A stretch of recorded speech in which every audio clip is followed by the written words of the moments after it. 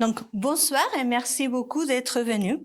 Je suis pas une conteuse professionnelle, mais aujourd'hui, j'aimerais bien partager avec vous une histoire que m'a racontée d'un petit village qui se trouvait dans les montagnes du Japon. Un tout petit village dans lequel il y avait une très jolie école. Ça se passe juste après le 12e trimestre. Et les enfants, ils retournaient à l'école. Pendant les vacances, on avait tout répand. Les murs, les couloirs, les salles de cours. Les élèves, ils étaient très contents. Ils sont arrivés et... Ah! Ils étaient vraiment épatés parce que l'école, elle semblait être une nouvelle école. Et donc, ils se sont dit, chouette, donc on va pouvoir bien reprendre. Sauf que c'était près de la saison des pluies. Et petit à petit, ils sont arrivés, les jours moroses, la pluie qui n'arrête pas de tomber. Malgré tout, les enfants, ils étaient contents. Parce que cela les laissait l'opportunité de faire des petites teruozu. Ce sont des petites marionnettes qui ont fait pour que les bons jours arrivent. Donc, malgré la pluie, ils étaient contents. Sauf qu'un jour, ils étaient en cours. Et il y a un élève qui a vu quelque chose de bizarre. Madame, il y a quelque chose de bizarre dans les murs. En effet, sur les murs, il était apparu un tache noire. Un tache noire qui, au départ, était plutôt petit, mais qui, au fur et à mesure, a commencé à grandir. Mais madame, cette tache, elle est moche. Ne vous inquiétez pas, les enfants. Je vais avoir un produit et vous allez voir, ça va disparaître. On aura les murs propres comme autrefois. L'enseignante a pris son produit, son petit chiffon, mais rien n'était. La tâche continuait là. Elle a continué à laver. Rien du tout. La tâche, elle était là. Elle était encore plus grand qu'elle ne l'était pas auparavant. Comme on n'avait pas les moyens de se défaire de cette tâche, l'enseignante était allée voir l'administration. Entrez, qui a dit le directeur. Bonjour, monsieur le directeur. Je viens vous faire partie d'un problème que j'ai dans ma salle de cours. Tout d'un coup, il y a une tâche qui est apparue. Et il n'y a pas les moyens de l'enlever. Le directeur a regardé. Il a dit très sérieusement, ne vous inquiétez pas, madame. Ça sera refait pour demain. Ayez sans crainte. L'enseignante est sortie du bureau du directeur,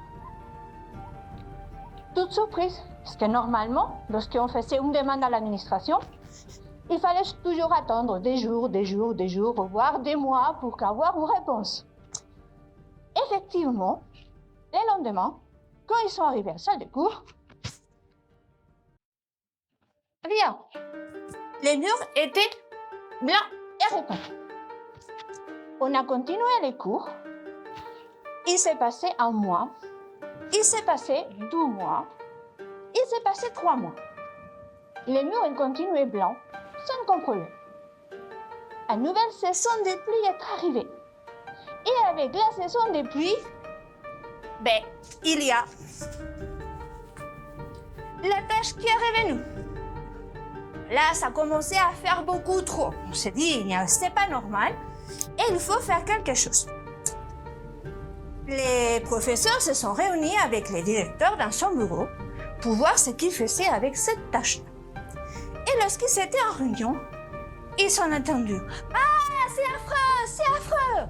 « Ouvrez-nous, ouvrez-nous !» C'était les enfants qui arrivaient en courant. « C'est affreux, la tâche, il est encore plus grande !» Et en plus, cette tâche-là, il semblerait la silhouette d'une personne. Et oui, ça serait la silhouette d'une dame. Et on dirait qu'elle saigne. Les directeurs, les enseignants sont sortis Mais voyons les enfants. Vous dites n'importe quoi, c'est pas possible. C'est une tâche. Mais il faut nous croire, il faut venir voir, il faut venir voir. Alors, les enseignants, ils sont arrivés dans la salle, ils ont ouvert la porte. Et là, en effet, les enfants avaient raison. Dans les murs, il y avait une silhouette noire. Et entraînée, noire aussi, comme quelqu'un qui avait laissé sa main ensanglantée dans les murs. Ils ont fait sortir les élèves de la salle de cours et ils ont demandé que les murs soient répandus. Évidemment, on ne pouvait pas rester comme ça. Il fallait savoir pourquoi cette tâche revenait encore. Ils sont allés voir Tanaka-san, qui était une vieille mamie qui avait été concierge. Maintenant, elle était à la retraite, mais elle habitait encore à l'école. On lui a posé la question, écoutez, Tanaka-san, il y a un problème dans cette salle de cours.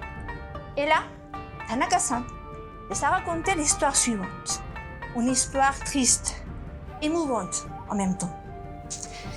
Ça faisait très longtemps quand j'étais gamine, a-t-elle raconté, il y avait dans l'établissement une enseignante qui était dévouée, qui aimait ses enfants, qui riait avec eux, qui faisait tout pour qu'ils soient heureux, pour qu'ils apprennent. Elle s'appelait Yanagisansei Sensei.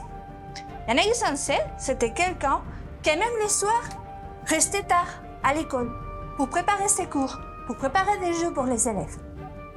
À l'époque, il y avait un veilleur qui était là pour éteindre les lumières. Et beaucoup de fois, cette veilleur-là devait frapper à la porte de Yanagisansei Sensei pour la prévenir. Yanagisansei Sensei, Yanagisansei Sensei, vous allez rater votre train pour rentrer à la maison. Il a fait plusieurs fois, il y a un soir où il pleuvait, un soir près de la fête des filles. Le veilleur a vu encore la lumière et il a frappé. Yanagisansei Sensei. Sauf que cette fois-ci, rien.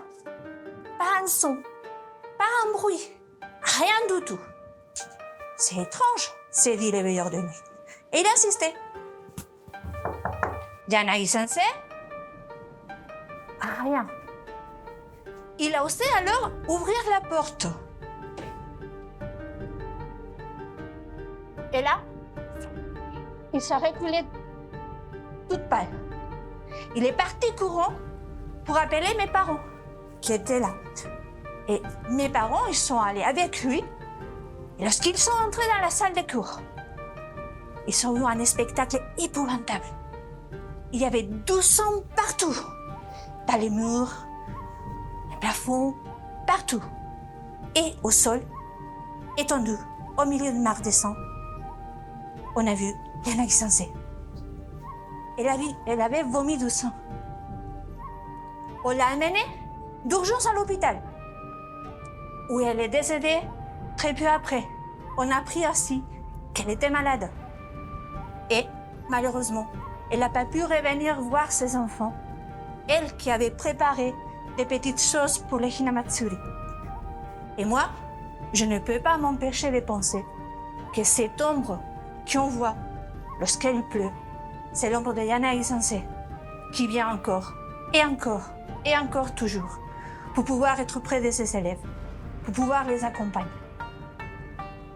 Merci beaucoup.